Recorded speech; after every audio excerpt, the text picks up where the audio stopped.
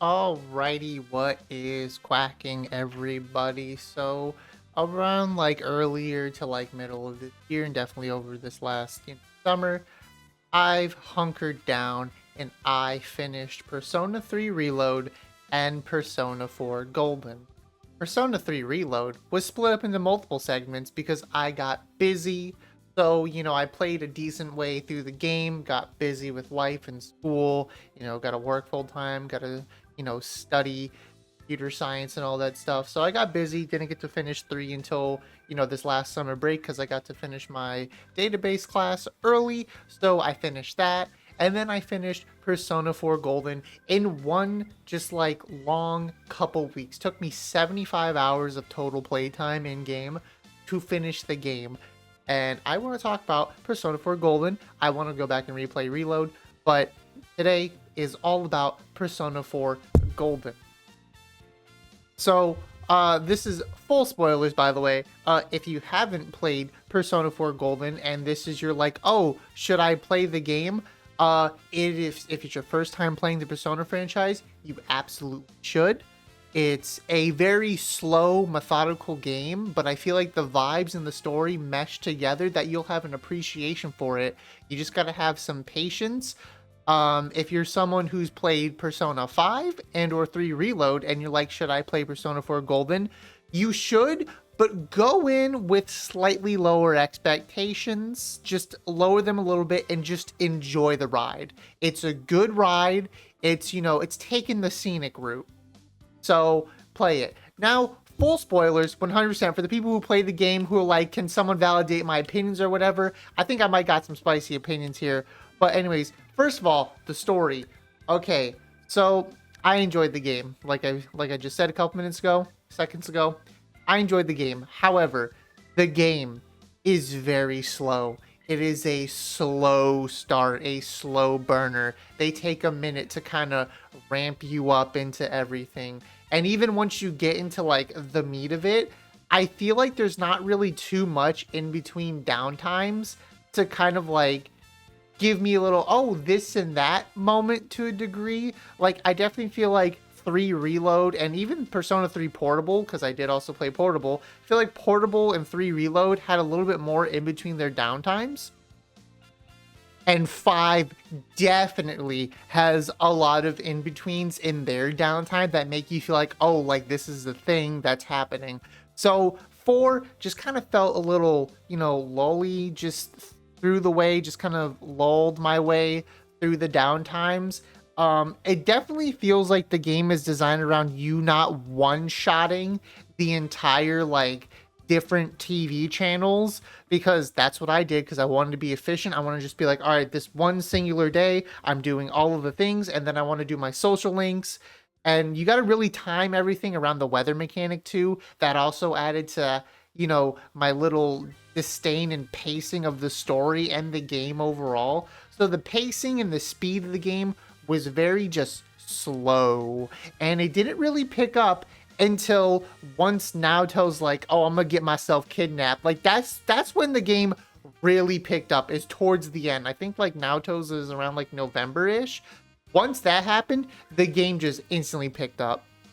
At least for me, it's where it picked up, because for the most part it was just, enjoying the little quaint moments with everybody. Hey, you're the new kid from the city. I enjoyed that moments. Like the beginning is very nice and slow. It's the introduction, obviously. But then once you get to like saving Yukiko, Kanji, and Rise, it's kind of like a little dippy in that moment. It's kind of like, yeah, okay, all right.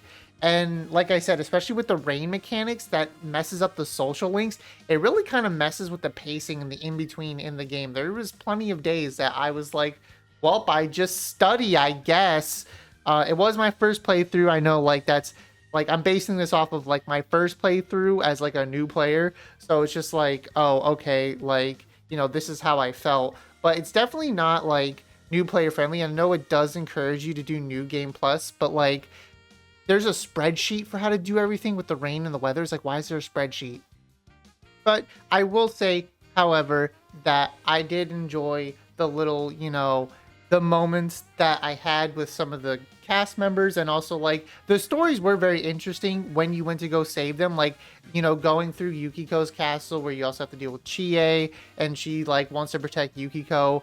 And then Yukiko's like struggling because she doesn't want to be the owner of the Amagi Inn. So she's like, oh, do I really, you know, want to like do this and whatever? And you can see her struggles. And I think that's very cool how like we get to see a detailed version of this character before like, you know, they're in our friend group and stuff. And then you kind of like see like the, like, you know, the persona of these people, because like you're dealing with like Kanji and stuff like that, and Kanji I think is a very good one because he's just like struggling with being accepted. I know they play on his sexuality and stuff, but it feels like, yeah, you know, maybe he might be struggling with his sexuality, but also he's struggling with being accepted. He wants people to accept him for who he is. So, you know, you see him like, you know, he puts on like this persona of being the tough guy. Yukiko puts on the persona of like being the Amagi Inn, you know, future manager.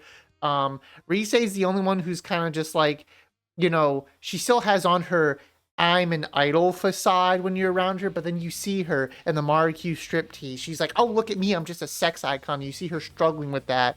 And the same thing with like Naoto. Naoto keeps the persona on where it's just like Naoto's still wearing boy clothes even though she's a girl, and she's like, I can be a girl detective. So it's very cool. Like it really puts like a lot of meaning on the name of Persona in the game. And then also like what it means to have a persona. And also one thing I do like about 4 is compared to 3 and 5, it really explores, like not super explores, it's not like an in-depth thing, but like it really hints as like, what is the Velvet Room? Who is Igor? You know, dealing with Marie, and I forgot the other lady's name that you have to you go through with her. Margaret, you go through the social links with Margaret, and like you kind of have like some weird thing, like it feels weird in 5, but like they mention like, oh, I'm Margaret, you know, I'm taking over after the last person who was serving Igor ran away, and the last person was the lady from Persona 3, Elizabeth. And it's just like, oh, like what happened to Elizabeth? What is this? You know, what is this place? You know, and they kind of like touch on like some little things in Persona 4, and like it's kind of like more background about the Velvet Room and stuff like that. It's just like it's kind of hints at it, kind of makes you theorize a little bit. So I thought those details were kind of cool as well in the game after, you know, playing Persona 3 Reload and some Persona 5. But the story was just overall just like very, very slow start. I like just going through everything was kind of like, okay, like this is cool. It did kind of bore me a little bit, but then once the Naoto stuff happened and once you get to December, that's when it like blew up for me. And it's just like, once I got to like the ending decision, once I got through heaven and stuff and saving Nanako, I was like, oh damn, this is okay. And like especially like Dojima getting into the accident and stuff, I was like, oh shit, this is heating up now. Like we're getting into it. And then like I ended up getting the bad ending on, you know, my first go around, but I saved before the bad ending, so I just did like, you know, a reload to get the, you know, the true golden ending. But I got the bad ending at first, and like Nanako stays dead. She's dead. I threw the guy in the TV. I was like, fuck that guy. Throw him in the TV. And then I was like, whoa, the ending's wait. Is this the ending? I threw him in the TV. Nanako stays dead. I'm like, bro, like Dojima, like the sadness at the end of the bad ending was insane. He's just like, you know, it's just gonna be me since you're leaving now. You always feel free to come back whenever. And it's just like, you can hear it in his voice, the sadness. I'm like, oh God, this is awful. And then the bad ending, when all your friends are seeing you off too, they just kind of wave and leave, compared to the true golden ending where like when you're leaving, they're all like running after the chain. They're like, we'll miss you. You better come back. Like that was like a great, you know, ending. But like the bad ending hit. But then, you know, I realized, you know, go back, get the good ending. And then like watching Adachi go from like this, you know, shy, sheepish rookie cop to like an incel was actually crazy. Seeing him go into an incel was like a little mind blowing to a degree, but it was just like, whoa, okay, all right, this dude's an incel. Unfortunately, the whole reason why I ended up knowing it was Adachi, I kind of accidentally spoiled myself because I like collecting manga, so I looked to see if there was Persona 4 manga. There was, and the final cover spoiled that for me with Adachi being on the cover, and I was like, son of a bitch. So I already knew the ending, so it wasn't this, revelation moment for me, but at the same time, I think it was pretty cool. I think they did a very good job at hiding Adachi from being like a suspect. Even like, I think even if I didn't know if it was Adachi and I was trying to go for the good ending, I think I might have had a little bit of a hard time, putting all the blame on Adachi because of how he acted and where he was for certain things. So I think the murder mystery overall was very well, placed. I think everything was, put in order and it was good. And also, like, I did enjoy, like, seeing all, like, everybody, like, slowly come to terms with their persona power and just, like, trying to figure this out because they know that, hey, we're the only ones who can solve this because no one's going to believe us if people are in a TV. So I enjoyed those aspects as well going through the game. And then, the ending, like, after you stop Adachi and his incel moments, and you stop the giant fog machine as well, the ending with Marie, saving Marie and like beating the fog out of her basically, because that's essentially what you do is you go there, you're like, no fog, and you just beat the fog out of her, and then she's like, I'm better now. Those are pretty good. I did like the heaven fight. That was good because of how it controlled my teammates or whatever, and like that, felt pretty good. But like overall with the ending of the game, it was pretty solid of an ending. The only thing that fell flat for me at the end was it's the end of the world type thing. And they didn't even be clear with that. Like, I enjoyed the eeriness of the fog. Like, once you stop Adachi and stuff, like, or, like, not stop him, but, like, when you go to stop him, all the fog, and you hear, like, the whoa, like that in the fog, and you're like, you can feel the seriousness. Like, you're like, you gotta stop Adachi. Like, this is crazy. You need to stop him.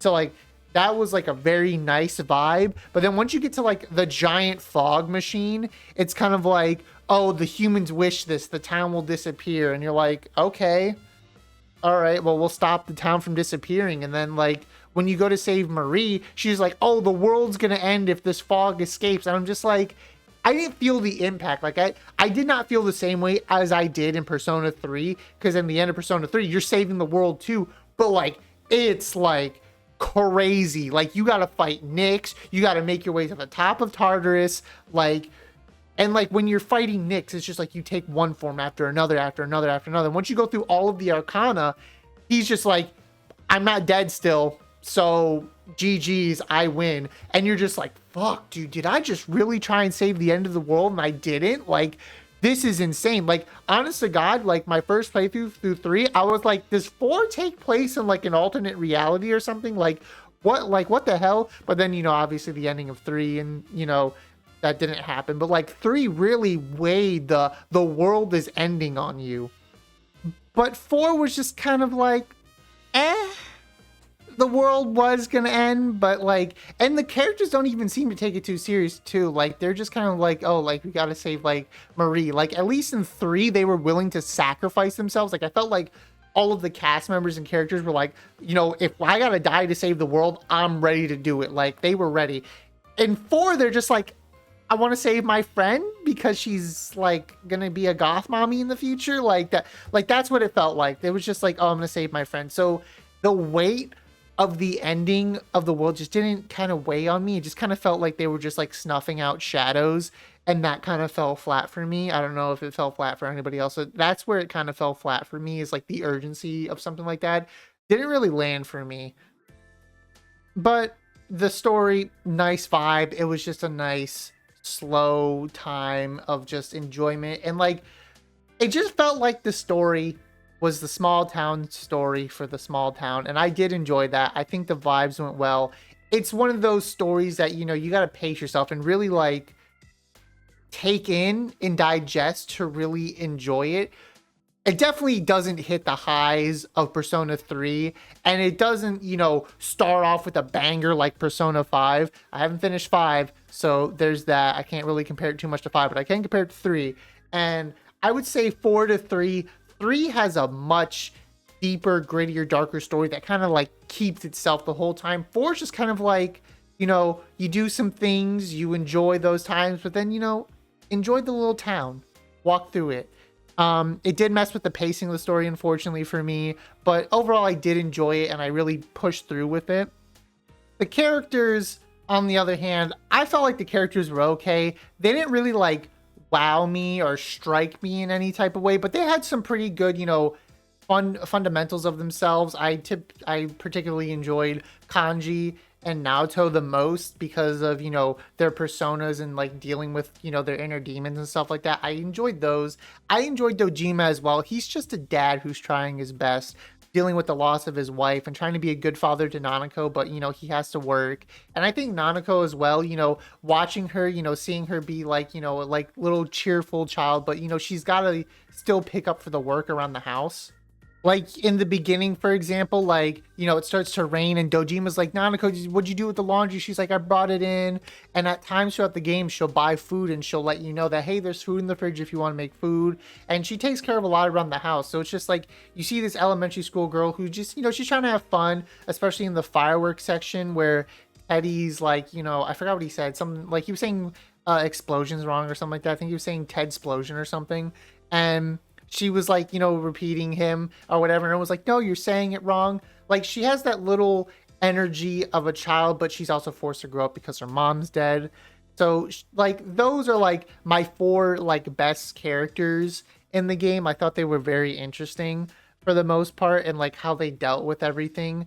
Other than that, Yukiko was all right. She was just, kind of like stereotypical. She had, a little silliness when she found things that really weren't funny, kind of funny.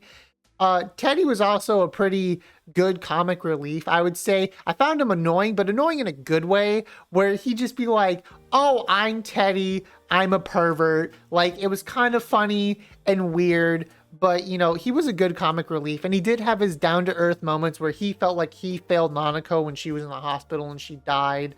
So those were good moments as well. The 2 most annoying characters to me were Yosuke and Chie. Yosuke, he kind of redeemed himself to a degree in a way. Like he wasn't too overbearing, but there'd just be times where like he just felt very bland and kind of just there. And Chie is so one-dimensional. I swear to God, all her personality is kung fu and meat and protecting Yukiko. That's it. And even then, like, she just felt so basic and one-dimensional. Doing her social link was so boring. She did not have a good social link whatsoever. Like, a majority of her social link was just you guys in the park and her just like talking about like random stuff about training and stuff. And then she's like, we helped save some kids from a bully, and like that was it. Like it wasn't nothing. Like it really was nothing. Chie had nothing to her, and I found her so annoying.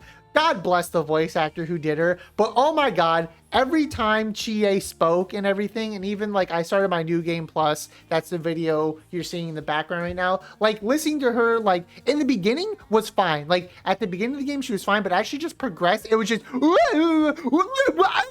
like that's all I heard from her. Like literally the kid from the Ghost Story dubbed, like that's all I heard. I swear to God, Chie was just so basic and one-dimensional. And that's like, I did not have her in my party. I just like, oh my God. But that's another thing, like the gameplay wise. But Jesus Christ, Chie was just the worst character for me out of all of the entire cast. Social link wise, I didn't do the art class or the soccer. I did basketball and music, and some of the social links were all right. I did like the basketball one because he was struggling with the fact that, hey, he was adopted, and hey, they have a blood-born child now, like that's going to be their heir. Like, he's like struggling with that, feeling like he's going to be replaced and kicked out of his adopted family. The music one was all right. It was just kind of like instilling confidence in your classmate on being a better musician and stuff like that. And she also talked about how the instrument she's playing is kind of hard because she's small, so she can't really play the trombone correctly. So that was good. There's also like some mean girl or whatever that you skip class with. She was your stereotypical mean girl, like frantic, like she had issues. She was that person that like, girl, you have problems, girl, take care of yourself, please. So she was kind of interesting. But for the most part, the social links didn't really do much for me. Like I did the hospital one. It's just like some pervy nurse who like kind of just like dumps her drama on you, and it's just like, okay, like that's cool, I guess. And then dealing with the really smart kid who's just like, I'm smarter than everybody. When it's just like, okay, congratulations.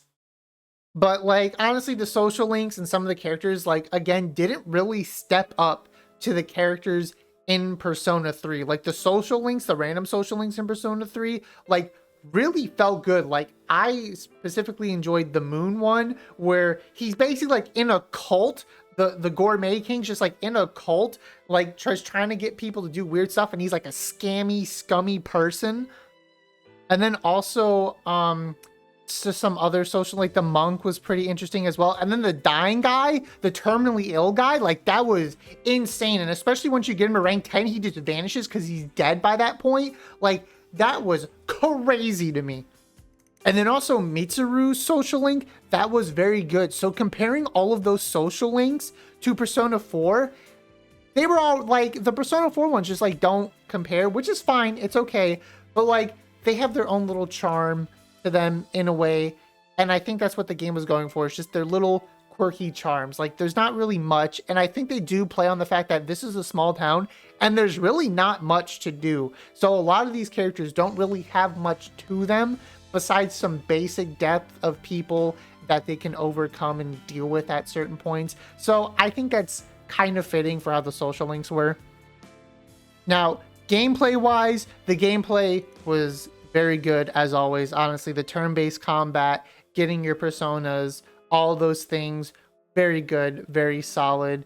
It's just your stereotypical turn-based combat. Make sure you're using your buffs, debuffs. Like I said earlier, the Heaven fight, that was a very good fight and a little bit hard because you would take control of your characters and you have to do something about it. Like you actually have to like fight them. Some of the sub bosses were kind of hard as well, and especially if you try to tackle them earlier. Like the first optional boss, I tried to tackle when I was a couple levels under and stuff like that. So I had to be really methodical with what I was doing with my characters to take on that boss, and I did take him down after a couple attempts. Obviously, as you go through RPGs, the stronger you get, the easier things become. Everything just gradually got easier. I will say the side quests were nice to go back into the TV and kind of get them because I felt like getting the materials were kind of hard. Like, I don't know if it was just like my RNG, but like I felt like a lot of stuff just wasn't spawning and I was constantly having to kill things over and over again, not getting the shadows I needed to get the materials for that. So like that was kind of annoying like from a gameplay wise perspective. It's just like, having to grind a bunch just to get the side quest item. Fishing was kind of fun. That was pretty interesting. I enjoyed fishing. But overall, just the turn base and everything was like pretty solid. Obviously, it's, I hate the fact that because it's the older, versions of these Persona games, they only have the insta-kill dark and insta-kill light for the shadows that are weak to dark and light. They changed that in Persona 3 Reload. They add like actual light attacks that can actually do damage, and in 5 the attack types are like completely different in that one. So I didn't like the obvious like issues with the older turn-based personas with their attack styles, but overall like it's still just pretty solid and they did a very good job. But if you're a new player, explaining things, so that was all very good. I enjoyed the gameplay overall. Like that's typically why I wanted to play these games in the first place, because I enjoyed the combat and I enjoyed collecting the personas and fusing them and dealing with all that. So all of it was still pretty solid, even for the game being very old. Now the vibes, the environment, I think the environment's very good. I really hope they remake this game. I know they're coming out with the Aegis stuff soon, and that's probably gonna be like the little DLC or whatever for Persona 3 Reload, and that'll probably cap that off. So they'll probably start development, or maybe they've already started for Persona 4, the remake for this game. And I'm pretty hopeful that they'll probably fix a lot of the pacing issues and all those other things in the game. But most importantly, with the environments, recreating those environments, it should be pretty easy for them to probably remake the game, considering that they, if they do it in the same engine as 5 and 3, they have all of those assets. Because after I played 3 Reload and then I started playing 5, and I could see like all of the stuff they put from 5 in 3, which it's fine reusing assets, you know, it's their game, their franchise, and if it makes the game easier and is allowing me to enjoy the story, then that's fine. So hopefully we'll see like a 4 remake in, you know, the next couple years. But the environments, for what I'm basing it off of, I think even with those PS2 graphics, it looks all right. You still get that small town vibe. Everything does look pretty flat though, but I think the best design came from when you went into the TV and seeing all the, you know, different environments in the TV. I think those were probably like the best design qualities for the game being so old, but running through the town and stuff like that, it was a little flat, but I did kind of still feel the, you know, the small town vibe to a degree. But I did enjoy the environment and the set pieces, especially when you're going through Marie's and you see like all the different parts of the town, because that, you know, it's based off of her memories. So you're seeing all the different parts of the town. I thought that was pretty cool as a design choice. And what's even cooler is like it is based off of like Adachi's, but like it's a reverse in a way. Like it's, you know, it shows the town, the roads, and, you know, the different places, but it has light and it's very somber. And as you're running through it and you have the nice music and you're just seeing the somberness of the town.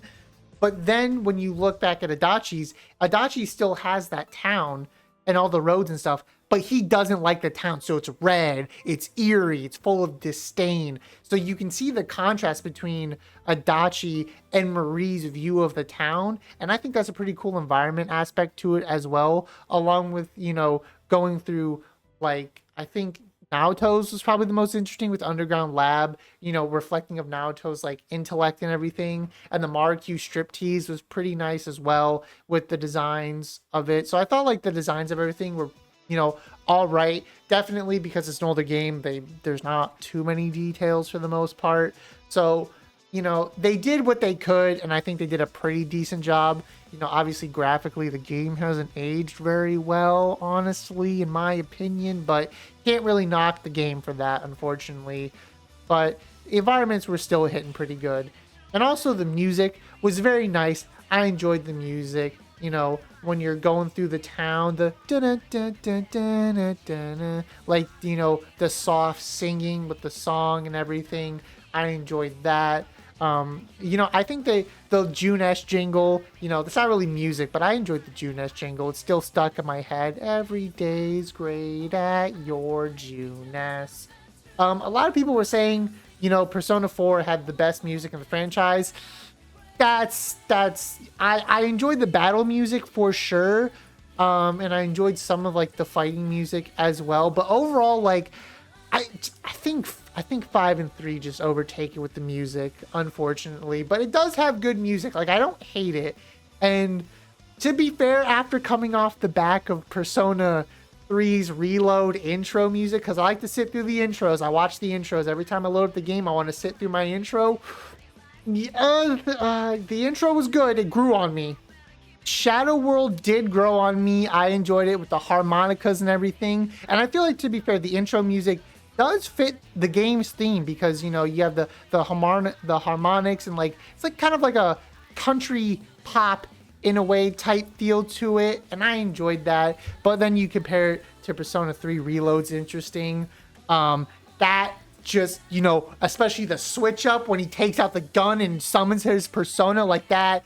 Oh my god. And then you see everybody else summoning it, like that's like, I don't know, the Persona 3 Reload intro just kind of knocks it out of the water with that. And same thing with the Persona 5 intro as well. Like, I'm sure they'll redo the Persona 4 intro for the remake, if there is a remake. If they don't, I wouldn't hate it if they didn't remake it, but, you know, it definitely feel like a missed opportunity. But I think the music was pretty good. It wasn't like annoying or anything. I did enjoy it. So yeah, it was pretty decent music overall. With that all being said, how do I overall feel about this game? It was a good game. After playing through it, reflecting on it, digesting it, overall, it felt like the devs and everyone was going for a small town murder mystery with some very quaint vibes. Because at the end of the day, you know, that's all small town is. It's just a quiet little place, not much to do except hang around with your friends and enjoy life while you can. And this small town just happened to be hit with a murder mystery, and you can feel that. And that's the only excitement the town gets. So overall, I think it was good. It definitely took some growing on me, and I think Persona 4 is a good game. It just, like I said, it's a slow burner, but it's quaint. It's nice. It allows you to just stop and look at the scenery instead of focusing on the path forward. And I think that's what Persona 4 does best, is just like, hey, we're a small town. Enjoy your time here. And that's what I did. I enjoyed my time in Inaba. So it was a good game overall. I would highly recommend it. If you somehow sat through this and you're like, I'm gonna sit through spoilers, play the game. Play the game. I feel like I didn't spoil too much here, but go play the game. If you have played the game, let me know what you think about the game. I know this is a lot of, people's, favorite game in the series. It was all right. Definitely not my favorite. Definitely doesn't step up to the behemoth of Persona 3 story and, Persona 5, but it is good. It's good for what it is, and I enjoyed it very much. So I'll see you in the next one. Take care. I'll see you later. Peace.